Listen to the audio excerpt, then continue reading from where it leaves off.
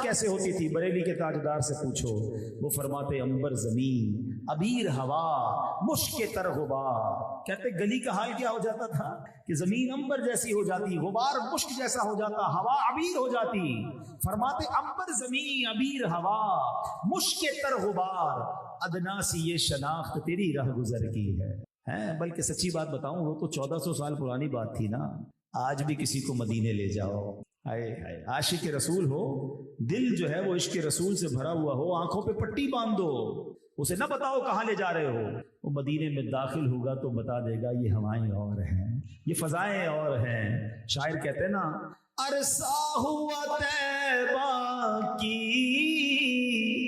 گلیوں سے وہ گزرے ہیں، عرصہ ہوا طیبہ کی گلیوں سے وہ گزرے ہیں، اس وقت بھی گلیوں میں خوشبو ہے پسینے۔ آج بھی گلیاں مہک رہی ہیں، ایسے میرے آقا مہک رہے ہیں۔ اچھا، پھر صرف پسینہ مبارک کی خوشبو دیکھیں، ایک بات ذرا لاجیکلی سمجھیے گا، نوجوان بیٹھے ہیں آج کل بہت زیادہ جناب فالوئنگ چلتی ہے، میں فلاں کا فین، میں فلاں کا دیوانہ، میں تو اس کو فالو کرتا ہوں، اس کے ہیئر اسٹائل، اس کے کپڑے، اپنے پرس میں تصویریں لگائیں گھوم رہے ہوتے ہیں۔ دنیا میں جس حسین سے، جس با کمال سے محبت کرتے ہو نا، کبھی چیک کرنا اس کے پسینے سے بدبو آتی ہے۔ ہم تو خوشبو لگاتے پتہ کیوں ہے؟ میرا اور آپ کا خوشبو لگانے کا مقصد کیا ہے؟ کہ میرے اور آپ کے پسینے سے جو بو نکلتی ہے نا، اس سے کسی کو تکلیف نہ ہو، مجھے بھی نہ ہو، کسی اور کو بھی نہ ہو۔ باڈی سپرے بندہ کرتا ہے، عطر لگاتا ہے، مگر میرے آقا وہ ہیں جن کا پسینہ مشک سے زیادہ خوشبودار ہے۔ اچھا، کیسا خوشبودار ہے کہ ایک بار صحابی رسول آئے، وہ کہتے ہیں حضور بچی کی شادی ہے اور خوشبو چاہیے۔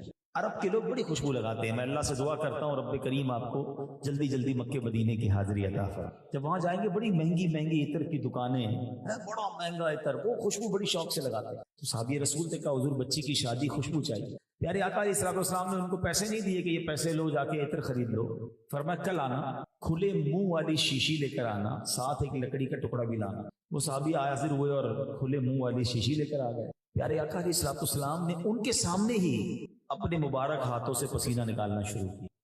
اچھا، پسینہ مبارک نکالا اور اس شیشی میں بھر دیا اور کہا کہ جاؤ اپنی بیٹی کو دے دو جس کی شادی ہونے والی ہے، اس سے کہو کہ جب خوشبو کی ضرورت ہے تو اسے لگا لیا کرے۔ تو صحابی بھی کتنے فرما بردار، کیسے عاشق، یہ نہیں کہتے حضور میں نے خوشبو مانگی آپ تو پسینہ دے رہے ہیں، اپنے گھر پہنچ گئے، اپنی بیٹی کو دیا۔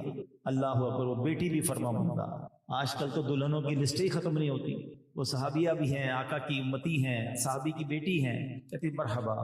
اب جب وہ پسینہ مبارک لگانا شروع کیا نا، میں اور آپ خوشبو لگائیں تو ایک کمرہ مہک جاتا ہوگا، جب اس صحابیہ نے، اس دلہن نے نبی پاک کا پسینہ لگایا، وہ پورا گھر مدینے میں مہکنے لگا۔ حدیث کی کتابیں اٹھائیں، حدیث کی کتابوں میں اس گھر کو بیت المطیبین، خوشبو والا گھر مشہور ہو گیا، کیونکہ میرے آقا کا پسینہ وہاں استعمال ہوتا ہے۔ اللہ اکبر، جب میرے آقا ایسا کمال دکھائیں، ایسا معجزہ عطا فرمائیں، پسینے کی ایسی خوشبو عطا فرمائیں، تو قلم رضا کیسے خاموش رہ سکتا ہے؟ اعلیٰ حضرت کیا خوب بات لکھتے ہیں، فرماتے ہیں واللہ جو مل جائے میرے گل کا پسینہ، واللہ جو مل جائے میرے گل کا پسینہ، مانگے نہ کبھی عطر نہ پھر چاہے دلہن پھول، کیوں سرتاب قدم ہے تنے سلطان زمن پھول، لب پھول بدن پھول زکن پھول دہن پھول۔ تو پھر کیوں نہ آقا سے محبت کریں، دنیا داروں کے پیچھے کیوں بھاگیں؟ ہم تو اس سے پیار کرتے ہیں جس کا پسینہ بھی مشک سے زیادہ خوشبودار ہے۔ تو اگر واقعی کسی سے پیار کرنا ہے، کسی کو فالو کرنا ہے، کسی سے انسپائر ہونا ہے، کسی کا دیوانہ بننا ہے، تو نبی پاک سے زیادہ با کمال ہستی کوئی نہیں دنیا ہے۔ میں چلے دنیا کے جس حسین سے آپ کو محبت ہے نا، دو ہی چیزیں میں بتاتا ہوں، باقی میں نبی پاک کے چہرے کی بات، آنکھوں کی بات، مبارک ہاتھوں کی، مبارک زلفوں کی بات کیا کروں۔ وہ دو چیزیں جو نارملی انسان کی وہ ہوتی ہیں جس سے دوسرا انسان گن کھاتا ہے، ایک پسینہ اور دوسرا تھوک۔ کسی کا تھوک بالکل اچھا نہیں لگتا ہے۔ ابھی تو پسینے کی بات کی نا، نبی پاک کا پسینہ کیسا، آپ کچھ لعاب دہن کی بات بھی کریں۔ ایک صحابی حضرت عتبہ بن فرقت رضی اللہ تعالیٰ، آپ کی 4 ازواج تھی، 4 بیویاں تھیں۔ اچھا، عرب کے لوگ میں نے بھی بتایا خوشبو بہت لگاتے ہیں، تو وہ بھی اپنے شوہر کے لیے زینت کرتی، خوشبو لگاتی، جائز ہے، اچھی بات۔ مگر وہ ایک بات نوٹ کرتی تھی کہ ہم جتنی مہنگی خوشبو لگا لیں، حضرت عتبہ میں سے جو خوشبو آتی ہے نا، وہ ہم سب سے نرالی ہے۔ اچھا، وہ گھر میں تھی تو یہ بھی دیکھتی تھی کہ آپ لوگ خوشبو استعمال بھی نہیں کرتے، نہ دیکھا بھی نہیں کبھی کوئی خوشبو استعمال کرتے. کدھر چھپائی ہوئی ہے وہ خوشبو اور کب استعمال کرتے ہیں؟ چاروں نے میٹنگ کی اور حضرت عتبہ سے کہا کہ حضور ایک بات تو بتائیں, ہم چاروں خوشبو لگاتی ہیں الگ الگ, مگر آپ میں سے جو خوشبو آتی ہے وہ ہم سب سے اچھی ہے. اچھا کبھی خوشبو لگاتے دیکھا نہیں, خوشبو چھپائی کدھر ہے؟ آپ فرماتے میں تو کوئی خوشبو استعمال نہیں کرتا. خوشبو استعمال ہی نہیں کرتے. کہا نہیں, پھر خوشبو کیسے آتی ہے؟ بات یہ ہے کہ ایک بار میرے جسم پر آبلے پڑ گئے, اسکن ڈیزیز, جلدی بیماری. اللہ اکبر. صحابہ کا عقیدہ دیکھو, جب بھی کوئی پرابلم ہوتی کہیں اور نہیں جاتے, نبی پاک کے در پہ حاضر ہوتے تھے. سب جانتے تھے نا, نہیں سنتا ہی نہیں مانگنے والا تیرا. آقا سے جا کر عرض کرتے حضور جسم پر آبلے پڑ گئے ہیں. نبی پاک علیہ الصلوۃ والسلام نے بھی کوئی کریم عطا نہیں فرمائی, کسی ڈاکٹر کا پتہ نہیں دیا. فرمایا عتبہ اپنا کرتا اتارو. کہتے میں نے کرتا اتارا, میرے آقا نے لعاب دہن نکالا, اپنے میرے جسم پر ملنا شروع کیا. پیارے آقا نے اپنا لعاب دہن مبارک تھوک جو ہے میرے جسم پر ملا.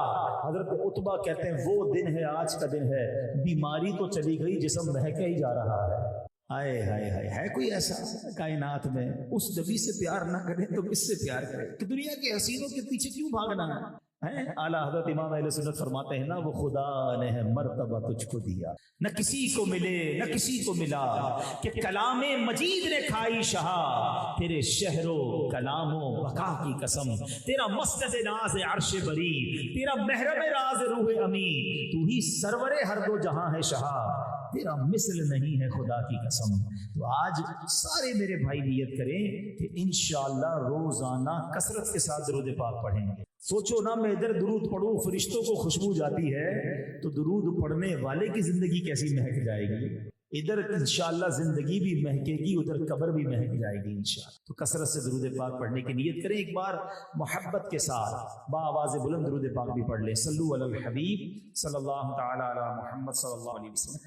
آج جس موضوع پر میں نے چند پھول پیش کرنے ہیں, نبی پاک علیہ الصلوۃ والسلام کی شان بیان ہو رہی ہے. اللہ کے حبیب علیہ الصلوۃ والسلام کی شان کتنی نرالی ہے. سبحان. میرے آقا علیہ الصلوۃ والسلام کی شان یہ ہے کہ جتنے انبیاء گزرے, اللہ نے ہر نبی کو کوئی نہ کوئی معجزہ عطا فرمائے, مگر سرور کائنات علیہ الصلوۃ والسلام کو جتنے انبیاء کو جتنے معجزات ملے نا, کم و بیش 1,24,000 انبیاء ہم کہتے ہیں, جتنے بھی اللہ کے نبی ہم سب پر ایمان لاتے ہیں, ان سب کے معجزات کا جو مجموعہ ہے, جو ٹوٹل ہے, وہ اللہ نے اپنے آخری نبی جناب رسول اللہ صلی اللہ علیہ وسلم کو عطا فرمایا.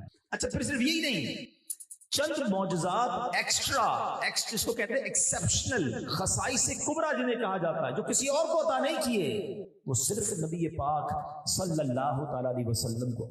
اچھا پھر ایک اور مزے کی بات, علماء کہتے ہیں جتنے معجزات ہیں نا جو میرے آقا کو, مثال کے طور پہ چاند کو 2 ٹکڑے کرنا, سورج کو واپس پلٹا دینا, کوئی ٹوٹا ہوا ہاتھ لے کر آتا, آقا لعاب دہن لگاتے ہاتھ جڑ جاتا, صحابی نکلی ہوئی آنکھ لے کر آتے, نبی پاک دم فرماتے, لعاب دہن لگاتے, آنکھ واپس رکھتے, پہلے سے زیادہ روشن ہو جاتی, ایک پیالہ دودھ کا ہوتا 70 صحابہ پی لیا کرتے. کتنے معجزات ہیں, میں بیان کرتا چلا جاؤں بلکہ گنتی نہیں ہو سکتی. مگر علماء بڑی کمال کی بات فرماتے ہیں کہ جتنے معجزات ہیں نا, یہ سارے معجزات سرور کائنات علیہ الصلوۃ والسلام کا جو مقام و مرتبہ ہے نا, اس کے مطابق یہ نارمل ہے. ہاں, کیونکہ نبی پاک کی جو شان ہے نا, اب وجہ تخلیق کائنات ہے, یہ نارمل سی بات ہے. آقا علیہ الصلوۃ والسلام چاند کے 2 ٹکڑے فرما دیں, سورج کو واپس پلٹائیں. فرماتے صرف 2 معجزات ایسے ہیں, ان تمام معجزات میں 2 معجزات ایسے ہیں کہ جو نبی پاک کی شان بیان کرتے ہیں, جو آقا کا کیلیبر ہے, سٹیٹس ہے, مقام ہے بارگاہ الہی میں, اس کے مطابق جو معجزات ہیں وہ 2 ہیں جو بتاتے ہیں کہ سرور کائنات علیہ الصلوۃ والسلام کتنی بڑی ہستی اور آپ کا مقام کیا ہے. اس میں ایک معجزہ کون سا ہے؟ وہ معجزہ ہے معراج مصطفیٰ. ہاں, اللہ کو کسی نے بھی نہیں دیکھا تھا, سر کی آنکھوں سے رب کا کسی نے دیدار نہیں کیا. ایک بار کوشش کی تھی حضرت موسیٰ علیہ نبینا علیہ السلام. حضرت موسیٰ کون ہے؟ Kalim Allah. What is the meaning of Kalim Allah? Allah سے ہم کلام ہوتے تھے, بات کرتے تھے. اچھا دنیا کا بھی دستور ہے کہ آپ کسی کی بڑی عزت کرتے ہو, رسپیکٹ کرتے ہیں, اور آپ کی اس سے بات ہو اور آپ اسے دیکھا نہ ہو ابھی تک, تو آپ کیا چاہتے ہیں کہ یار بات تو ہوتی ہے, دیدار بھی ہو جائے, اتنی بار بات ہوئی, کبھی ملاقات بھی ہو جائے. تو حضرت موسیٰ کو شرف تھا کہ اللہ سے بات کرنے, کلام کا. عرض کیا یا اللہ, کلام کا شرف تو دے دیا, اب اپنا دیدار بھی کرا دے. آپ نے ریکویسٹ کی, ارشاد کیا ہوا, لن ترانی, اے موسیٰ تم مجھے نہیں دیکھ سکو. آپ کی ریکویسٹ ہے اور وہاں سے منع کر دیا گیا. اور اب ایک پہاڑ پر اللہ نے اپنے نور کی تجلی نازل فرمائی، حضرت موسیٰ اس تجلی کو بھی نہ دیکھ پائے، تاب نہ لا سکے اور آپ بے ہوش ہو گئے۔ ٹھیک ہے، سمجھیے گا بات کو۔ آج تھوڑا سا فرق سمجھو کلیم اللہ اور حبیب اللہ میں۔ حضرت موسیٰ کلیم اللہ ہے، ریکویسٹ کر رہے ہیں، منع کر دیا گیا، تجلی جب نازل ہوئی تو آپ تاب نہ لا سکے، بے ہوش ہو گئے۔ اور ادھر میرے آقا مکہ پاک میں ام ہانی کے گھر آرام فرما رہے ہیں۔ 27ویں رجب کی رات ہے، جبریل امین آتے ہیں، جگاتے اور کہتے حضور رب نے بلایا ہے۔ ادھر منع کیا جا رہا ہے، ادھر بلوایا جا رہا ہے۔ اس خوبصورت بات کو بریلی کے تاجدار کیسے لکھتے ہیں؟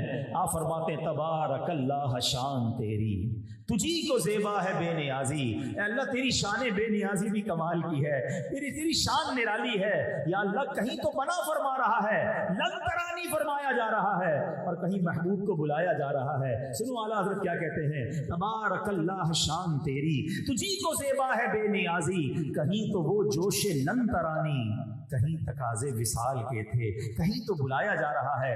تو یہ شان ہے میرے آقا کہ سارے انبیاء کے جو معجزات وہ دیے گئے، اور پھر ایک ایسا معجزہ وہ معراج، رب نے اپنا دیدار پایا۔ اور دوسرا معجزہ جس پر آج میں نے بات کی، دیکھو نا جتنے معجزات ہیں، ہم میں سے کسی نے معجزے دیکھے تو نہیں نا، جب بھی سنتے ایمان تازہ ہو جاتا ہے، بچپن سے سن رہے ہیں صحیح، کئی 100 بار معجزے سنے ہیں، مگر مزے کی بات ہے جتنی بار سنتے ہیں دل خوش ہوتا ہے، ایمان تازہ ہوتا ہے۔ اس کی وجہ ہے، اس کی وجہ پتہ کیا ہے؟ جس سے پیار ہوتا ہے نا، جب بھی اس کی تعریف کرو محبوب کی اچھی لگتی ہے۔ جتنے عاشق رسول ہوں گے نا، وہ 1000 بار نبی پاک کی تعریف سنیں، ایک ہی واقعے کو بار بار سنیں، جب بھی سنتے ہیں ایمان تازہ ہوتا ہے، کیونکہ محبوب کی بات ہو رہی ہے، حبیب کی بات ہو رہی ہے۔ تو سبحان اللہ، لیکن we are not there، ہم ادھر تھے نہیں، ہم تو 1400 سال بعد سن رہے ہیں۔ مگر ایک معجزہ ایسا ہے میرے پیارے اسلامی بھائیوں، جو آج بھی ہمارے درمیان موجود ہے، ہم آج بھی اس کی برکتیں لے سکتے ہیں۔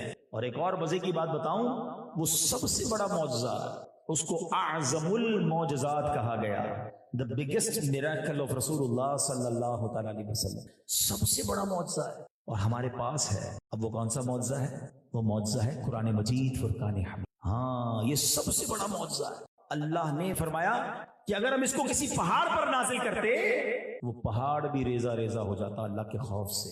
پھر کہاں نازل کرتے؟ پہاڑ تو بڑا مضبوط ہوتا ہے نا۔ اب اللہ نے قلب مصطفیٰ صلی اللہ تعالیٰ علیہ وسلم کو وہ طاقت بخشی کہ قرآن آپ کے قلب اقدس پر نازل ہوتا۔ اور سبحان اللہ، اللہ نے اس کی حفاظت کا انتظام کیسا کیا کہ آج 1450 سال گزر گئے، کوئی زبر زیر پیش میں فرق نہیں لا سکا، کروڑوں دلوں میں قرآن محفوظ ہے۔ ارے اس کے معجزات، اس کے اعجاز اپنی جگہ، اگر آج ہم دیکھنا چاہتے ہیں اس کا معجزہ یا اس کا کمال، دنیا میں کوئی کتاب نہیں، آپ کوئی فارسی کتاب نہیں بتا سکتے کہ جو کسی پنجابی بولنے والے نے یاد کی ہو، کوئی پنجابی کتاب نہیں بتا سکتے جو کسی فرینچ بولنے والے نے یاد کی ہو، کوئی جرمن لینگویج بولنے والے نے جناب اسپینش کتاب یاد کی ہو۔ 2-4 لوگ کر لیں تو الگ بات ہے، مگر قرآن کا یہ اعجاز ہے کہ دنیا بھر کی بولی بولنے والے عربی میں قرآن پاک کو اپنے دلوں میں یاد کر لیتے ہیں، 5-6 سال کا بچہ یاد کر لیتا ہے۔ یہ قرآن کا کمال ہے۔ اچھا، پھر دوسری بات، جو کتابیں پڑھنے والے میری بات جلدی سمجھ جائیں گے، علماء بھی بیٹھے ہیں، کچھ کتابیں پسندیدہ ہو جاتی ہیں، پسند آتی ہیں، فیوریٹ ہو جاتی ہیں، ہماری لائبریری میں ہوتی ہیں، ہم اس کتاب کو کتنی بار پڑھتے ہیں؟ ایک بار، بہت پسند آئی 2 بار، 3 بار پڑھ لیں گے، پھر یار اب 3 بار پڑھ لی، اب کچھ اور پڑھیں، مزہ نہیں آتا، بوریت ہوتی ہے، حالانکہ ہے بڑی پسند، لائبریری میں ہے، مگر 3 بار پڑھ لی ہے۔ قرآن وہ دنیا کی واحد کتاب ہے کہ 1000 بار پڑھو دل بھرتا نہیں ہے۔ قرآن پرانا نہیں ہوتا ہے، قرآن کا لطف ہی نیا ہے۔ اچھا، مزے کی ایک اور بات بتاؤں، کہ آج بھی کوئی اچھا قاری مل جائے، اچھا تلاوت کرنے والا مل جائے، آج بھی کوئی اچھا قاری مل جائے نا، جس کو سمجھ نہیں آتی اس کی بھی آنکھوں سے آنسو نکلنا شروع ہو جاتے ہیں۔ یہ قرآن کی ایک کنیکٹیوٹی ہے روح کے ساتھ ہے، یہ قرآن کا ایک اثر ہے جو دل پر پڑتا ہے۔ تو یہ تو وہ ہو گئی باتیں جو ہم اپنی آنکھوں سے، تو اے میرے پیارے اسلامی بھائیوں، قرآن ہمارے درمیان موجود ہے۔ ہمارا دعویٰ ہے کہ ہمیں پیارے آقا علیہ الصلوۃ والسلام سے بڑی محبت ہے، مگر میرا سوال یہ ہے کہ قرآن سے ہماری کنیکٹیوٹی کتنی ہے؟ قرآن ہم کتنا پڑھتے ہیں؟ ہم میں سے کتنے ایسے جنہوں نے قرآن پڑھا، سمجھا؟ اور یہ اچھی بات نہیں ہے کہ ہم 25 سال 30 سال 40 سال 50 سال 60 سال کے لوگ بھی یہاں بیٹھے ہیں اور قرآن آپ اب تک پورا نہیں پڑھا ہوگا، کئیوں نے ترجمے سے نہیں پڑھا ہوگا، تفسیر نہیں پڑھی ہوگی۔ قرآن کس کا پیغام ہے ذرا بتائیے نا؟ اللہ کا پیغام ہے نا، اللہ کا پیغام ہے اور مومنوں کے نام ہے۔ مگر ہم نے نہیں پڑھا. ہم کیسے جواب دیں گے اللہ کی بارگاہ میں کہ یا اللہ قرآن ملا تو تھا مگر پڑھنے کا ٹائم نہیں. ہمارا قرآن سے ایک تعلق ضرور ہے, بڑا مضبوط تعلق ہے. وہ کیا ہے؟ جیسے نیا گھر لینا ہے, جلدی جلدی قرآن لے کر آؤ, نئے گھر میں رکھنا ہے, نئی دکان پہ رکھنا ہے, نئے کاروبار میں قرآن کو بڑا اچھا زلدان میں رکھ دیں گے, چومیں گے بس. اچھا زیادہ سے زیادہ پھر کیا کریں گے؟ یار وہ ذرا مولانا صاحب بچوں کو بھیج دیجیے گا, گھر پہ قرآن خوانی کرانی ہے. میں نہیں کہتا قرآن خوانی نہیں کرانی چاہیے, لیکن اچھا افسوس پتہ کیا ہوتا ہے؟ جس کے گھر پہ, جس کی دکان پر, جس کی فیکٹری پہ قرآن خوانی ہو رہی ہوگی, وہ اس وقت بھی قرآن نہیں پڑھتا, بچوں کو کہتا تم پڑھ لو, میں بیٹھا ہوں ذرا اپنا موبائل چیک کر رہا ہوں. اتنا بھی ٹائم نہیں ہے کہ اپنے گھر میں جو قرآن خوانی ہو رہی ہے اس میں بھی بیٹھ کے ایک پارا پڑھ لو. اتنی قرآن سے دوری کیوں ہے؟ حالانکہ یہ تو میرے آقا کا عظیم معجزہ اور رب کا کلام ہے, مگر آج ہم قرآن نہیں پڑھتے. حدیث پاک میں آتا ہے وہ دل ویران ہے جس میں کچھ قرآن نہیں ہے. بتاؤ نا کہ ہمارے دل میں کچھ قرآن ہے؟ اور احادیث میں یہ بھی مضمون ملتا ہے کہ میں نہیں کہتا الف لام میم ایک حرف ہے, الف ایک حرف ہے, لام ایک حرف ہے, میم ایک حرف ہے, ہر حرف کے بدلے 10 نیکیاں. ایک صحابی رسول قرآن کی تلاوت کر رہے تھے, ان کا گھوڑا بھٹکنے لگا, باہر آئے, 2-3 بار ایسا ہوا, آسمان پر دیکھا تو پورے آسمان پر عجیب منظر تھا. صبح نبی پاک علیہ الصلوۃ والسلام سے ان صحابی نے عرض کی حضور رات بڑا عجیب منظر تھا, آسمان پر عجب کمکمے لگے تھے, ایسا لگ رہا تھا جھومر لگے ہوئے ہیں. نبی پاک نے فرمایا اے اسید, ان صحابی کا نام اسید تھا, وہ فرشتے تھے جو تمہاری تلاوت سن کر نیچے آ رہے تھے. اگر تم تلاوت جاری رکھتے تو صبح سارے شہر والے فرشتوں کا دیدار کر لے. اگر چاہتے ہو نا تمہارے گھر پر فرشتے نازل ہوں, اگر چاہتے ہو تمہارے کاروبار پر فرشتے نازل ہو, تو قرآن پڑھے نا. قرآن سے اتنی دوری. ہمارا قرآن کا انٹریکشن پتہ کیسا ہے؟ ایک واقعہ پہلے بھی کئی بار میں نے بیان میں دہرایا ہے کہ ایک خاتون تھی, بوڑھی خاتون, ان کا ایک نوجوان بیٹا تھا, غریب تھی, پیسے جمع کیے, اپنے بچے کو بیرون ملک بھیج دیا کام کرنے کے لیے کہ وہاں جائے گا, کمائے گا, مجھے بھی پیسے بھیجے گا, میرا علاج بھی ہو جائے گا, گھر بھی خرید لوں گی. بیٹا چلا گیا, تھا بڑا فرما بردار بیٹا. 1 مہینے بعد اس کا خط آیا. خاتون نے خط دیکھا, پڑھنا تو آتا نہیں تھا, خط چوما, آنکھوں سے لگایا, میرے بیٹے نے ولایت سے خط لکھا ہے, دراز میں رکھ دیا. اگلے مہینے پھر خط آیا, پھر چوما, پھر دراز میں رکھ دیا. ہر مہینے خط آتا تھا, پڑھنا آتا نہیں تھا, چومتی رہی, آنکھوں سے لگاتی رہی, دراز میں ڈالتی رہی, لیکن پیسے نہیں تھے, بیماری بڑھتی گئی, آخر وہ عورت انتقال کر. پڑوس کے لوگ آئے, دراز کھولی تو بہت سارے خط ملے, اور جب ان خطوں کو کھولا گیا, ان لیٹرز کو کھولا گیا, تو ہر انویلپ میں ہر خط کے ساتھ ایک منی آرڈر تھا. وہ بیٹا بیچارہ ہر مہینے ماں کو پیسے بھیجتا تھا. ماں ان پڑھ تھی, چومتی تو تھی مگر کھولتی نہیں تھی, پڑھتی نہیں تھی. ہزاروں لاکھوں روپے آ چکے تھے مگر ماں کو ملے نہیں, علاج بھی نہیں ہو سکا, ماں دنیا سے چلی. یہ تو ایک واقعہ ہے. مگر ہمارا قرآن سے کیا تعلق؟ چومتے ہیں, آنکھوں سے لگا